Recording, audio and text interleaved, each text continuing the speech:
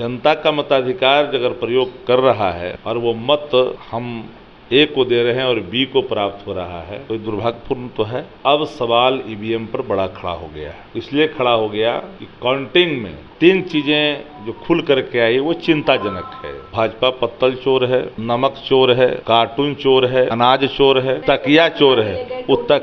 वो तकिया चोर है भाजपा। हर पॉलिटिकल पार्टी को पता था कि चुनाव के परिणाम भाजपा के पक्ष में नहीं है। हर गांव कह रहा है कि हमने वोट नहीं दिया, फिर भी कैसे। नमस्कार, मेरा नाम प्रीति है। आप लाइव व्लॉग देख रहे हैं। बीजेपी ने हरियाणा में जीत की हैट्रिक लगाई है और बीजेपी वालों का कहना है कि जैसी जीत हमने हरियाणा में हासिल की है वैसी ही हम विधानसभा चुनाव में बिहार में भी करेंगे। इसी तरह तमाम मुद्दों पे बात करने के लिए हमारे साथ राजद के प्रवक्ता शक्ति सिंह यादव हैं। उनसे पूछेंगे कि क्या बीजेपी वाले पूरे आत्मविश्वासी हो गए हैं। उन्होंने कहा है कि जैसी जीत हमने हरियाणा में हासिल की है वैसा ही प्रदर्शन हम बिहार में भी करेंगे। इस पर क्या कहिएगा? भाजपा के सवाल जो सवाल भाजपा ने खड़ा किया उसमें ही कई सवाल हैं। हरियाणा के चुनाव के परिणाम न मीडिया को, न अधिकारी को, न आम आवाम को, न किसी पॉलिटिकल पार्टी को, इवन भारतीय जनता पार्टी भी पहले कह रही थी कि हम गठबंधन में सरकार बनाएंगे। पूरी तौर पर ये जो जनादेश आया उस पर साइन ऑफ इंट्रोगेशन है और मैं बराबर कहता हूं चुनाव के परिणाम चाहे जिसके पक्ष में जाए, अब सवाल ईवीएम पर बड़ा खड़ा हो गया है। इसलिए खड़ा हो गया कि काउंटिंग में 3 चीजें जो खुल करके आई वो चिंताजनक है।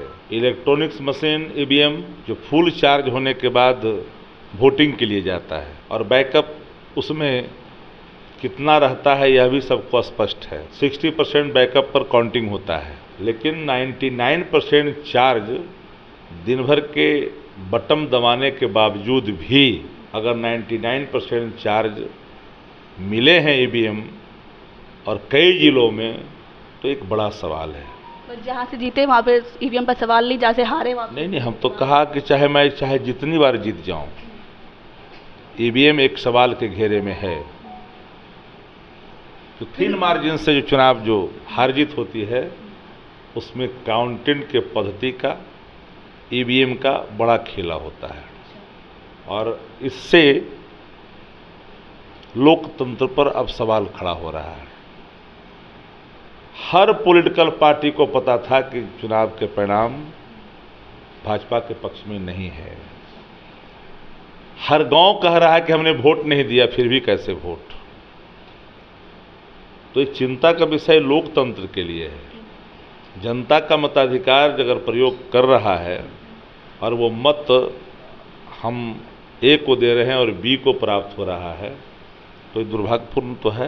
लेकिन बृजभूषण सिंह कह रहे हैं कि पहलवान वाला मुद्दा और किसान वाला मुद्दे पे जिस तरीके से आपने दुष्प्रचार किया उस पर भी आप लोग विफल रहे हैं। जनता ने उसको भी नकार दिया। भारतीय जनता पार्टी के वैसे लोग जिन लोगों पर कई आरोप लगे हैं वो अपनी सफाई में वो चीज़ें वो कह रहे हैं, पर तो जिनका नाम लिया तो चुनाव जीत ही गया ना। जिन्होंने जिनके साथ किया वो तो चुनाव जीत ही गया। उस पर भी सवाल उठा रहे हैं कि खुद तो जीत गई लेकिन कांग्रेस को उन्होंने कांग्रेस पार्टी को कोई मिट्टी पलित करने का सवाल कहाँ है। कांग्रेस पार्टी का सवाल नहीं है, सवाल है चुनाव के परिणाम का।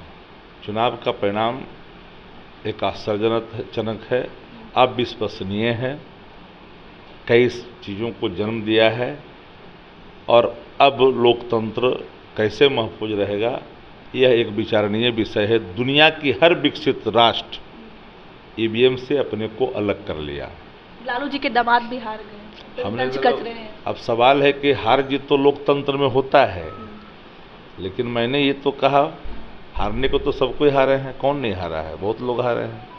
चलिए बात करते हैं बिहार के विषय पर। बीजेपी आरोप लगा रही है कि तेजस्वी यादव जो है सोफा चोर हो गए हैं। भाजपा पत्तल चोर है, नमक चोर है, कार्टून चोर है, अनाज चोर है, तकिया चोर है। वो तकिया चोर है भाजपा। चलिए, हमारे साथ शक्ति सिंह यादव जी थे, आपने इनको सुना। बाकी आपकी क्या राय है हरियाणा के इलेक्शन के रिजल्ट पे आप कमेंट पे हमें जरूर बताइएगा। तब तक के लिए बहुत बहुत धन्यवाद।